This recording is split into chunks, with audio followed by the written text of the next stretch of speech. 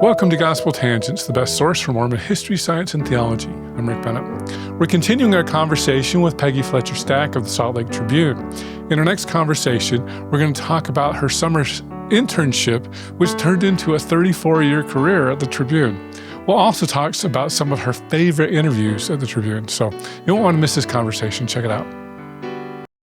Can you talk about the transition from Sunstone to the Tribune? Is that where you went next, was the Tribune? No.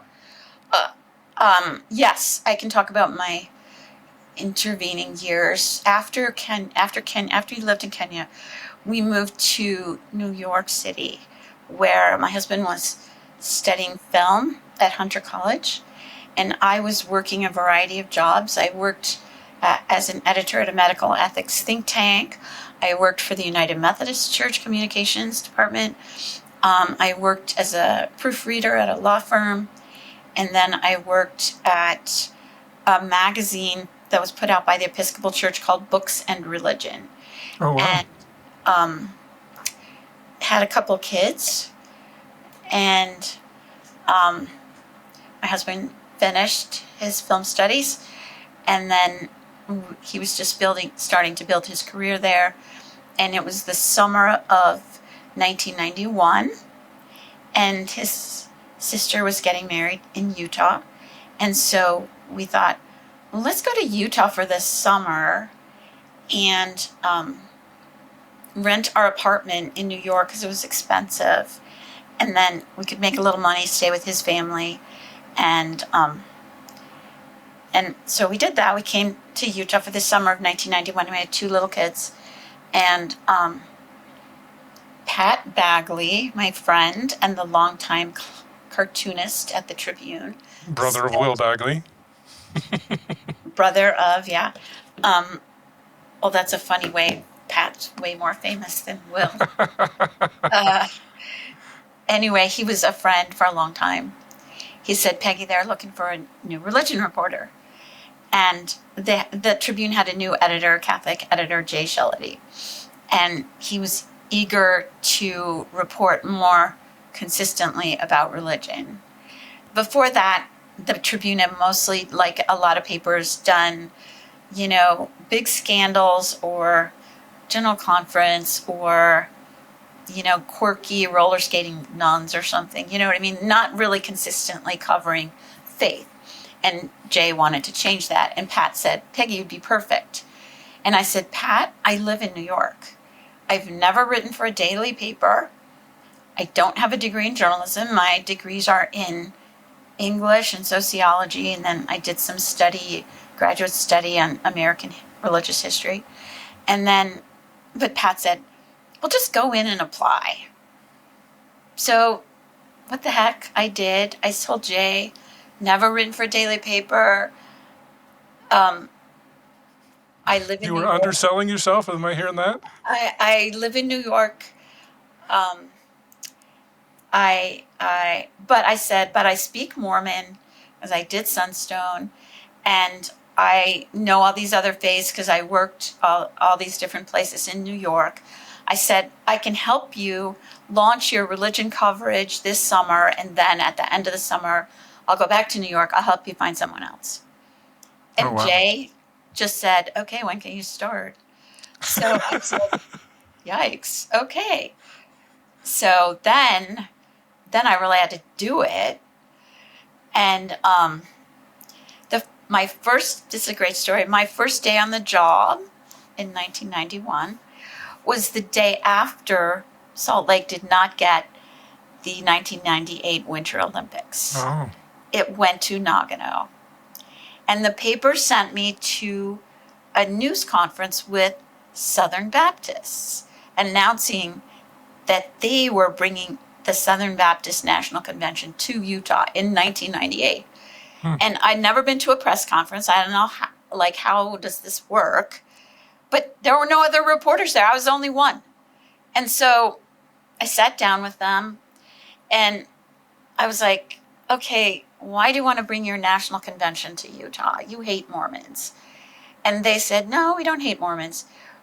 We disagree about theology, but we like Utah just at that time passed a very stringent abortion law. And so the Southern Baptists liked that, and they thought, let's go to Utah for our national convention. So I went back to the office and I wrote a lead like, well, Salt Lake didn't get the Winter Olympics, but it did get the Southern Baptists. And then I wrote this whole thing about the abortion and everything. And they put it on the front page. Oh, wow. The first story was on the front, first story ever for a daily paper. And then I thought, maybe I'll be good at this. Maybe it's something I should do. And then at the end of the summer, my boss said, Jay, he said, what would it take to get you to come back from New York for a year? I said, well, my husband's just starting his career, and I don't think he's going to like this. But I talked to Mike, and he's like, what the heck, we could do it for a year. But we had to go back to New York and finish up some freelance stuff we were doing, both of us. And so we left the end of August and then came back November 1st. And in those intervening months, I got pregnant with twins. And so now, the day I started my job was the day I found out I was having twins. Oh, wow. November 4th, 1991. So, yeah, that was a wild ride. Anyway, water under the bridge. But it's still a job I find exciting. I like it. It makes me think. I get to think about different faiths. I get to think about Mormonism. I get to talk to people, analyze, connect the dots like that I just told you. But, Southern Baptists, part of the story was, well, different theologies, but social similarities, and that played out again and again in other stories. Anyway, yeah, it's been a great job. I have loved it, obviously. We stayed longer than a year. That was 34 years ago. And I still like it. I have no plans to retire anytime soon. I was telling my boss that it would be a perfect bookend to retire at the 2034 Olympics. Oh, wow. We'll see. A lot will depend on health and all of that stuff, but yeah. Is that kind of your current plan then, is 2034? Or? I say that again. Like when you asked me when I was young, did I think this would still be going? And I don't know. And now a lot can happen in 9 years, But my dad lived to 101, so I figure I don't want to retire and have decades of nothing to do. So anyway, current plan, unless health or something bad happens. The paper goes down, Yeah, which could happen too, I guess, right? Yeah, I don't think so, but yeah. Anyway. Well, very good. So your summer job turned into a more than 3-decade career. Yeah. Yeah.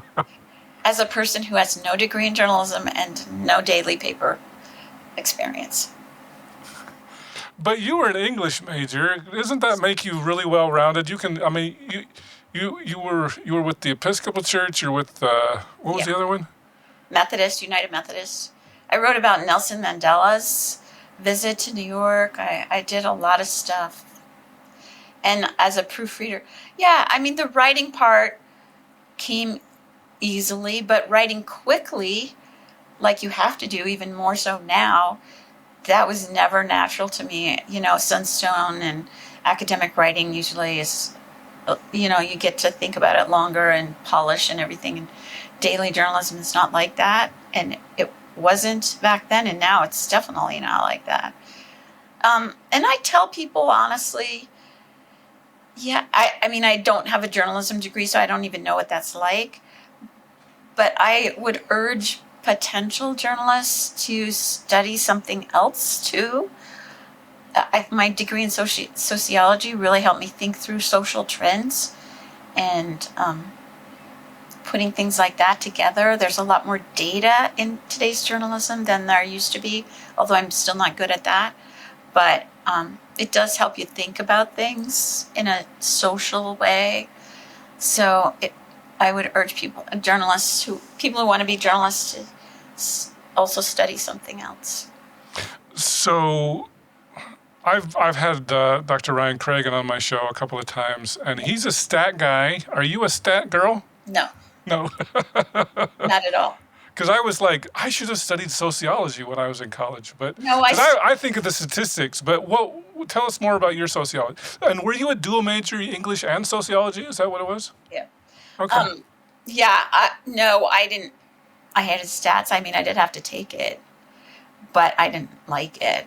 And you'll ask my editor; he'll tell you I'm not good at it. But I'm fascinated by the Ryan Cragens, people who do that. I can then try to report on it, see what it means and how it plays out. But no, I'm not a stat girl. So because I remember when I had Ryan on the first time, because I actually teach statistics at Utah Valley University. Okay. And I was like, if I would have known this, I would have dived in. Because I was actually medical statistics, but Yeah. And so when I think sociology, I probably think too much Ryan Cragen. What is sociology to you? It's big themes. I studied the big sociologists, Weber, Durkheim, people like that. The sociology is a way of thinking about social trends and analyzing culture and stuff like that. That's what it is to me. It's not so much statistics. I mean, in today's world, that's mostly what it's become. But I really appreciate, after the Ryan Cragens of the world put together the statistics, he's also very good at analyzing what they mean. And that's what my education in sociology was. It was, I studied the sociology of religion, the sociology of economics, Marxism, a lot of stuff like that. So they were academic ideas about culture and social movements and history. It was that there were broad themes, and that I think that really helped me too. Very good. So, can you talk about your 3-decade career at the Tribune? What are some of your biggest stories, most interesting things that happened? I mean, I guess, is Mark Hoffman kind of the Sunstone guy, and then you kind of left that behind you? Is that how that works? I don't know what you mean by that. We had a lot of stuff we did a lot of stuff at Sunstone. Mark Hoffman was not Okay. the only thing. But when I got hired at the Tribune, I obviously was willing and capable of writing about Mormonism, which I have done. But I also liked writing about all these other faiths too, and bring a breadth of observation and reporting too. So I've had to write about Catholic abuse. I've written about, of course, I was on the job on 9/11 and instantly assigned to go out and interview Muslims, Utah Muslims, longtime Utah Muslims. You think that wasn't hard? Do you think they wanted to be quoted in the paper that day or that weekend? So I had to persuade them to tell their stories, which I did, and some of them were so lovely and so horrified by 9/11. And then, of course, many times, like one of my favorite stories about 9/11. So I wrote a 10-year anniversary story about 9/11, right? I found a kid who was 6 years old on 9/11, and happy little first grader, right, in a Salt Lake City school. His name happened to be Osama. Oh, no. Yes. And so then, from that day on, he was bullied and rejected and hurt and betrayed. And then in the 7th grade, he changed his name to something like Chuck or something, very masculine American name, and tried to hide his Islamic home. But then, by the time I wrote the story, now he's 16, right? And he's a big guy, and he can hold his own. And by the time he got to high school, now he's back calling himself Osama and proud of his Muslim family. The high school let him do the 5 times a day prayer in a room in the high school. I loved that story, So there are stories like that I've enjoyed. During the 2002 Olympics,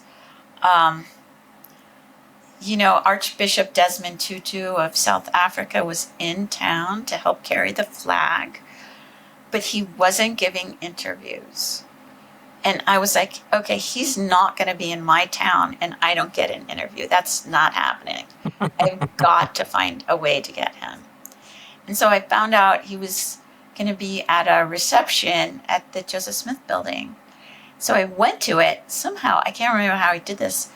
I talked my way into the reception, and I found him and said, Archbishop, I'm Peggy Stack from the Salt Lake Tribune. Can I just talk to you for 5 minutes about forgiveness? And he said, yes. So we sat on a radiator and talked about forgiveness. Like, there was no niceties. We just delved right into, how do you do that? He was smart and funny and good. And it was really a highlight of my career, to be honest. And then I run back to the paper and I say, I got an interview with Desmond Tutu. And they're like, oh, there's no room in the paper for it. I was like, what? How can that be true? No, an exclusive interview with Desmond Tutu? And they said, well, we got a, French skating scandal that's eaten up all the pages. And so they ended up holding it till the end. He did preach at the end of the Olympics at St. Mark's, the Episcopal Church, and so there were photos and stuff like that. And then I wrote a story and we ran my interview with him. But that was a highlight. Dalai Lama has also been to Utah. That's another highlight for me. 4 days with the Dalai. I was chosen as one of the few reporters got to have a press pass to every event, and so I was with him. That was pretty remarkable. In 1998, Gordon Hinckley went to, I'll back up. So Gordon Hinckley, when he was announced as president, when he held his news conference, before that, when I first got here, the LDS Church president was Ezra Taft Benson. But he was not in the public eye for 5 years. 4 years. I mean, he was not in the public eye for 5 years. I came in 91. He died in 95. Is that right? I think he died in 95. Sounds close. Or 4. Anyway, I never interviewed him or had any interaction with him whatsoever. I wrote his obituary right when I came, and I never changed it till he died. But then it was Howard Hunter, and I did have a really remarkable experience covering him. He was great. He loved to travel, but he was not well. So he basically had one trip, and that was to Nauvoo. The paper did send me to Nauvoo. I did write about that. It was kind of amazing. He was a very warm man, and people hadn't seen Ezra Taft Benson, so they were eager to touch him, physically touch him. He was in a wheelchair, and people in Nauvoo just surrounded him and touched his shoulder, touched his head. They wanted that physical feeling of touch, and he let them. And it was really, and he had some great sermons. His opening sermon was really powerful. I was with a a journalist who was not LDS, and he turned to me and he said, I feel like I have heard a prophet's voice. Wow. Though he was not LDS. It was a strong speech. Then he died after just 8 months, and it was Gordon Hinckley. And Gordon Hinckley was 85 at the time. His news conference, he stood up the whole time, I think to show that he was healthy. And he took questions from the press corps, which had never happened. Oh. I mean, Howard Hunter didn't take questions. He just gave his little speech and left, Gordon Hinckley just said, okay, open for questions. And he did not say how many questions you could ask, but most people just ask, one. Whereas I get up to the microphone, and first of all, it's on live KSL TV, right? And so I say, Peggy Stack from Salt Lake Tribune, and President Hinckley says, oh, I know you, Peggy. and then, all these people in my neighborhood is like, oh my gosh, he knows her, That was kind of a moment. And then I said, well, I have 20 questions. And he's like, shoot. And so I just asked question after question. I'll hear, again, stupid me, here's one of my questions. I said, I had read that he didn't like to travel. He was uncomfortable traveling. So I said, so I hear you don't like travel. Do you think you'll do any traveling? And he said, oh, I suspect I'll get out among the people. And in his era, he was the most traveled president ever in the history of the church. So then in 1998, he went to sub-Saharan Africa. He was the first prophet to go to sub-Saharan Africa. He went to 6 countries or something in 10 days or 12 days. The paper sent me and a photographer. He was on the Huntsman jet. We were on Ghana Airways. Not quite the same. And we couldn't physically get to that many countries in the same amount of time he could. And so we only went to 3. We went to Ghana and to Zimbabwe and South Africa. And we would work all day and fly all night. It was exhausting. Oh, I bet. But it was quite the trip. And President Hinckley every reporter in America had practically interviewed him, except me. I was the first one to ask and the last one to be granted. I don't know. I think he knows that I knew more about Mormonism than a lot of these national reporters. But he granted me an interview in Zimbabwe. And so he and I and his handlers and our photographer sat in a hotel lobby in Zimbabwe. And I asked him all about the church in Africa. Obviously, I have a keen interest in that, have had for years. And he said something which is so famous to me. I've mentioned it many times. I asked him, a lot of people joining are not literate. How, they can't read the Book of Mormon. What are they joining on the basis of? And he's like, well, they're joining on the basis of the missionaries' testimony and the community outreach or whatever, beliefs that are being taught to them by missionaries and stuff like that. Yeah. And then at the end I said, President Hinckley, do you ever get tired of people parsing your every word? Do you ever wish you could get down off that pedestal and just be a guy? And he said, adulation is a disease I fight every day. Wow. And then he said, and think about that. He was so self-aware that people were kind of worshiping, adoring him, and he was really working against letting that affect his ego or whatever. And then he said, but this calling is not of my making, and I don't wish it away. So that was a moment for sure. Yeah. Lots of other stories from that Africa trip, many, many, many. personal interactions with him, with his assistants, with his speeches, etc., the people there. That was definitely a highlight of my career. I hope you enjoyed our conversation with Peggy Fletcher Stack from the Salt Lake Tribune. In our next conversation, we're going to talk about Dallin Oak's famous quote, "We never apologize." I said, would the church ever apologize for its role? Or I think I said, I carefully worded it. Something like, would the church ever apologize for the way some members, the rhetoric of some members, I didn't say the church itself, some members on this as a way of improving civil discourse? And Dallin Oak said, no, we never apologize.